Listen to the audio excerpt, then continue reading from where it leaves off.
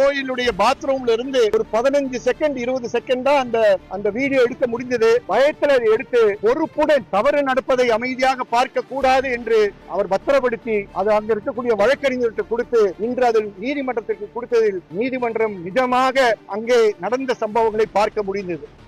Preliminary சர்டிபிகேட்டை வாங்கி ரிப்போர்ட்டை வாங்கி அதுல 44 கொடூர காயங்கள் இருக்கு என்பதை அவர் குறிப்பிட்டு அதிர்ச்சி அடைந்தார். ஒரு குற்றவாளி ஒருத்தரை செய்யற நேரத்துல கூட இது போன்ற காயங்கள் அவங்களோட போஸ்ட்மார்ட்டம் ரிப்போர்ட்ல இருக்காது அப்படிங்கறத பதிவு பண்ணிருக்காங்க. 44 இடங்கள்ல காயங்கள் இருந்திருக்கு. அது மட்டும் இல்ல, மிளகா பொடிய அவரோட பிரைவேட் பார்ட்ஸ், மூஞ்சி, வாய் போன்ற பகுதிகளை தடையிருக்காங்க. இது எல்லாமே ரிப்போர்ட்ல ரெக்கார்ட் ஆயிருக்கு. அதை ரெக்கார்ட் பண்ணிருக்காங்க. எஃப்ஐஆர் பதிவு செய்வதற்கு முன்பே மானாமதுரை டிஎஸ்பி அவர்கள் தலைமையில் செயல்படுகின்ற ஒரு ஹெட் கான்ஸ்டபிள் மட்டும் அதை லீட் செய்கின்ற ஒரு ஸ்பெஷல் டீமிடம் எஃப்ஐஆர் இல்லாத நேரத்தில் வழக்கு விசாரணை ஒப்படைக்கப்பட்டது. அந்த ஸ்பெஷல் டீம் அஜித்தையும் பின்னர் இரவில் அருணையும் மற்றவர்களையும் அவருடைய தம்பி நவீனையும் காவலில் இரவு முழுவதும் 27ஆம் தேதி இரவும் 28ஆம் தேதி காலை விடியங்காலை நாள் முழுவதும் திருப்பவனத்தை சுற்றி இருக்கக்கூடிய ஒரு 4 பகுதிகள் கூட்டி சென்று மிக கொடூரமான சித்திரவதை நடத்தினார்கள் என்பதை நீதிபதி கேட்டு ஆவேசப்பட்டு வருத்தப்பட்டு ஆணையில் குறிப்பிட்டிருக்கிறார். இவங்க ஏற்கனவே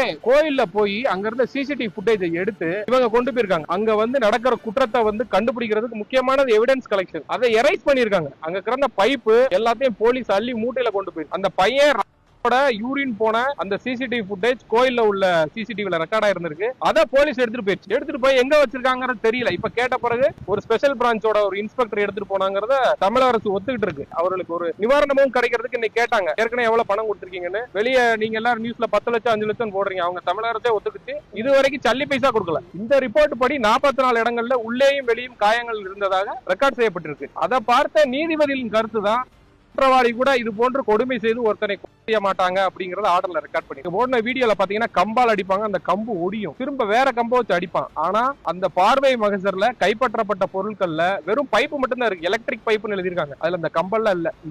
இதுவே ஒரு முன்னுதாரணம். அவங்க எவிடன்ஸை டெஸ்ட்ராய் பண்ண ட்ரை பண்ணாங்கிறதுக்கு இதுவே முன்னுதாரணம். அதாவது திமுகவோட கவுன்சிலரோட தோட்டத்துல போய் தான் இவனை அடிச்சிருக்காங்க ஒரு நாள். அதை நான் குறிப்பிட்டேன் நீதிமன்றத்துல.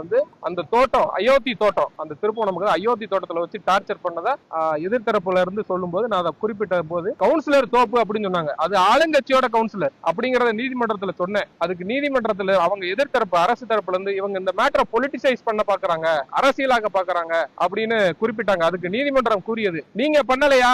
அவங்க எதிர் ஆளுங்கட்சியா இருக்கும் போது இவங்களும் அதை பண்றாங்க. அது ஒண்ணும் தப்பு இல்ல. எதிர்கட்சியா இருக்கிறவங்க ஆளுங்கட்சி செய்யற தப்ப சுட்டி காட்டத்தான் செய்வாங்க. அது ஒண்ணும் தப்பு இல்ல அப்படின்னு சொல்லி நீதிமன்றம் சொல்லி 24 மணி நேரத்துல எப்பேற்பட்ட அக்யூஸ்டா இருந்தாலும் புடிச்சு கொண்டு போய் மேஜிஸ்ட்ரேட்டை ஒப்படைக்கணும். அதை செய்யல இந்த போலீஸ். வச்சிருந்து வெள்ளிக்கிழமையில இருந்து சனிக்கிழமை ஞாயிற்றுக்கிழமை அடிச்சு கொண்டு போட்டாங்க. இன்ஸ்பெக்டர் போய் விசாரிச்சுட்டு அந்த பையனை வீட்டுக்கு அனுப்பிடுறாரு. மறுநாள் 6 பேர் அடங்கிய ஸ்பெஷல் டீம் உன கூட்டு போய் விசாரிக்கும் பல்வேறு இடங்கள்ல. அந்த ஸ்பெஷல் டீம் நியமனம் செய்யப்பட்டது யாரு அப்படின்னு கேட்டதுக்கு உரிய பதில் தமிழக அரசு இல்ல. அவங்களாம் வந்தாங்கிறாங்க, சோசியல் மீடியா பார்த்து போனாங்கிறாங்க. அப்போ யாரோ ஒரு சார் போன் அடிச்சு சொல்லியிருக்காரு. அந்த சாரை மறைச்சிட்டு இவங்க காப்பாத்த நினைக்கிறாங்க. இந்த 6 பேரை பலிகடாவாக பாக்குறாங்க. அந்த போன் பண்ணி சொன்ன சார் யாருங்கிறது யாருக்குமே தெரியல. ஜட்ஜ் கேட்டதான், ஏங்க ஏதாவது ஒரு இன்னசென்ட் பர்சன் கூட காருக்குள்ள நகையை வச்சுட்டு கார் சாவியை கொடுத்து பார்க் பண்ணிருன்னு சொல்லிட்டு போவாங்களா?